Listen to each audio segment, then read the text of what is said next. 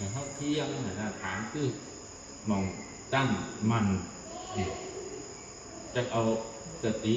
กับสมาธิไปจดจ่ออยู่กับสิ่งนั้นสร้างฐานให้มันได้แต่ก่อนมันทำงานเท่ากับเฮ็ดเงื่อนเฮ็ดสร้างร่งเสาเอกเสาโตเสาตัวนั้นทำตัวนี้เสาตัวนี้ทำตัวนั้นเฮ็ดคือเฮ็ดข้างนั่นแหละอันเดียวกันบ่แตกต่างกันหรอก